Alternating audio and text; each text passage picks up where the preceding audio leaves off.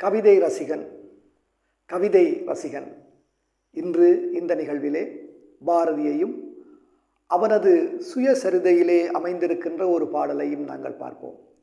பாரதி தமிழ் கவிதையினுடைய சாரதி என்று சொல்வார்கள். நீண்ட நெடிய தமிழ் கவிதை பாரம்பரியத்திலே பாரதி ஒரு திருப்பு முனையாக, ஒரு யுவசந்தியாக நிற்கிறான். தமிழின் பல்வேறு கவிதை வடிவங்களை ஆய்ந்து அறிந்த பாரதி பல்வேறு மொழிகளிலே பாண்டித்தியம் மிக்கவன். அதனுடைய தொடர்ச்சியாக அவன் தனது அடுத்த கவிதை பயணத்தை வசன கவிதை ஊடாக புது கவிதையை நோக்கி நகர்த்தியவன்.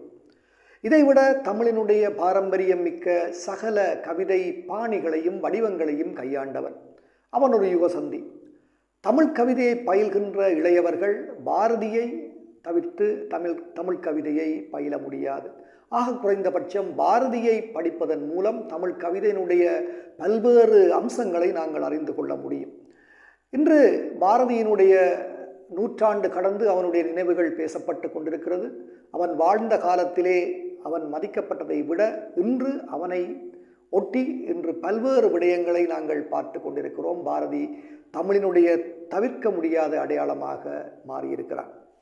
யுகசந்தி பாரதி என்ற நம் பாவலன் தமிழ் பற்றினுக்கு உயிரூட்டினான்.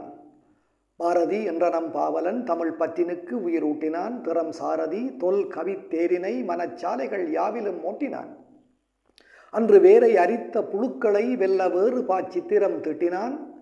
புது வேர்கள் சமூகத்தில் ஊன்றிட செய்து விழுது பரப்பியும் நிற்கிறான். பாரதி என்ற நம் பாவலன் தமிழ் பற்றினுக்கு உயிரூட்டினான். திறம் சாரதி தொல் கவி தேரினை மனச்சாலைகள் யாவிலும் ஓட்டினான். அன்று வேரை அரித்த புழுக்களை வெல்ல வேறு பாச்சித்திரம் திட்டினான். புது வேர்கள் சமூகத்தில் ஊன்றிடச் செய்து விழுது பரப்பியும் நிற்கிறான். நீண்டு செழித்த பரம்பரை அறம் நீழல் விரித்த சரித்திரம் புகழ் தாண்டு தவிப்பதை கண்டனன். தமிழ் தான் இப்பிணிக்கு மருந்தென அருள் வேண்டி அறுவை சிகிச்சைகள் செய்து மீட்டு உடல் உயிர் காத்தனன். நீண்டு செழித்த பரம்பரை அறம் நீழல் விரித்த சரித்திரம் புகழ் தாண்டு தவிப்பதை கண்டனன். தமிழ்தான் இப்பிணிக்கு மருந்தென அருள் வேண்டி அறுவை சிகிச்சைகள் செய்து மீட்டு உடல் உயிர் காத்தனன். 100 ஆண்டு கடந்தது அன்றுடன் அவன் ஆவி நிற்கும் தமிழ் மண்ணுடன். 100 ஆண்டு கடந்தது அன்றுடன் அவன் ஆவி நிற்கும் தமிழ் மண்ணுடன். சாவுக்கு பின்னரும் வாழ்கிற நிஜ சாஸ்வதம் மன்னான் கவிதைகள். சாவுக்கு பின்னரும் வாழ்கிற நிஜ சாஸ்வதம் மன்னான் கவிதைகள். கற்கும் தோறும் புதிதாய் பொருள் தரும் ஞானம் சுடர விடும் அவன் சிந்துகள். சாவுக்கு பின்னரும் வாழ்கிற நிஜம் சாஸ்வதம் அன்னான் கவிதைகள். கற்கும் தோறும் புதிதாய் பொருள் தரும் ஞானம் சுடர விடும் அவன் சிந்துகள். மண்ணில் மானுடம் எங்கு வதையுறும் போதும் வாழ்தந்து தூண்டும் அவன் குரல். மண்ணில் மானுடம் எங்கு வதையுறும் போதும் வாழ்தந்து தூண்டும் அவன் குரல். எங்கு மூடத்தனங்கள் முளைக்குமோ எங்கு மூடத்தனங்கள் முளைக்குமோ அனல் மூட்ட உதவும் அவன் விரல். பாரதி ஓர் யுக சந்தியாம் எங்கள் பழமை உலகின் புதுமைக்கு. பாரதி ஓர் யுக சந்தியாம் எங்கள் பழமை உலகின் புதுமைக்கு அவன் ஓர் பெரும் பாலமாய் நிற்கிறான். எம்முன் உள்ள கவிதை முழுதையும் அவன் ஊடு அறிந்து பா செல் வழி முற்றும் உணர அவன் துணை செய்குவான். பாரதி ஓர் யுக சந்தியாம் எங்கள் பழமை உலகின் புதுமைக்கு அவன் ஓர் பெரும் பாலமாய் நிற்கிறான். எம்முன் உள்ள கவிதை முழுதையும் அவர் ஊடு அறிந்து பா செல்வழி முற்றும் உணர அவன் துணை செய்குவான். தமிழ் பீடு உயர உதவுவான். தமிழ் பீடு உயர உதவுவான். எங்கள் பிழை பொருத்தும் அருளுவான். பாரதி ஓர் யுக சந்தியாம் எங்கள் பழமை உலகின் புதுமைக்கு அவன் ஓர் பெரும் பாலமாய் நிற்கிறான். எம்முன் உள்ள கவிதை முழுதையும் அவன் ஊடு அறிந்து பா செல்வழி முற்றும் உணர அவன் துணை செய்குவான். தமிழ் பீடு உயர உதவுவான். எங்கள் பிழை பொருத்தும் அருளுவான் என்று சொல்லி அவனுடைய சுயசரிதை என்பது மிக முக்கியமான படைப்பிலே ஒன்றாக விளங்குகிறது. அவனுடைய சுயசரிதையிலே கவிதைகள் அழகாக இடம்பெறுகின்றன. அவற்றிலே கட்டளை கலிப்பாவிலே அமைந்த கவிதைகளும் அதே போல அதனுடைய தொடர்ச்சியாக பாரதி 66 என்ற அவனுடைய கவிதை, அது 2ஆம் பகுதியாக பாரதி 66 எண்சீர் விருத்தம் என்ற யாப்பு வடிவிலே இருக்கிறது. இதிலே ஒரு கவிதையை மட்டும் இந்த இடத்திலே நாங்கள் பகிரலாம் நினைக்கின்றோம். ஒரு பாரதியினுடைய அந்த ஆழம், அவனுடைய கவிதா மேதாவிலாசத்தை அறிய இந்த ஒரு கவிதை போதும் என்று நாங்கள் பார்க்கலாம். அவனுடைய சுயசரிதையிலே இருக்கின்ற 3வது கவிதை, உலகலாம் ஒரு பெருங்கனவு அகுதுளே உண்டுறங்கி இடர் செய்து செத்திடும் கலகமானிட பூச்சிகள் வாழ்க்கையோர் கனவிலும் கனவாகும். உலகலாம் ஒரு பெருங்கனவு அகுதுளே உண்டு உறங்கி இடர் செய்து செத்திடும் கலகமானிட பூச்சிகள் வாழ்க்கையோர் கனவிலும் கனவாகும்.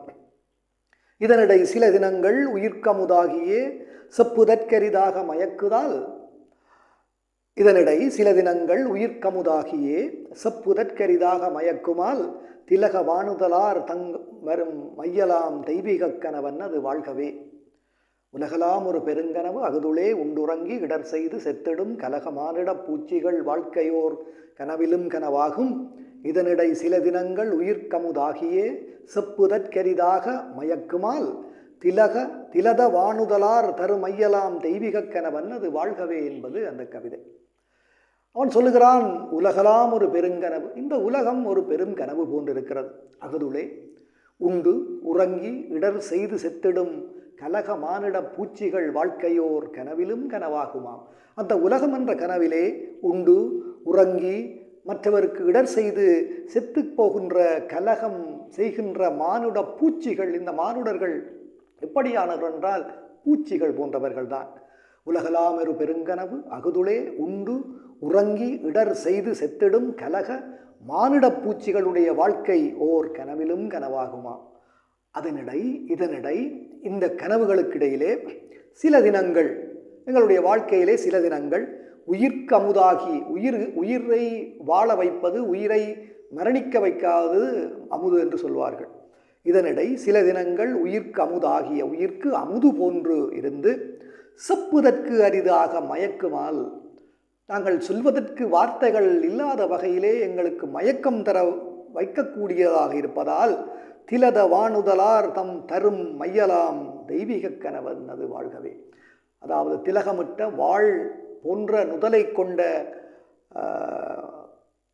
பெண்கள் தருகின்ற அந்த மையல் என்கின்ற அந்த அன்பு என்கின்ற அந்த தெய்வீக கனவுதான் அது. அந்த கனவுகளுக்குள்ளே எல்லாம் இருக்கின்ற ஒரு மிகப்பெரிய கனவாக அவன் சொல்லுகின்றான்.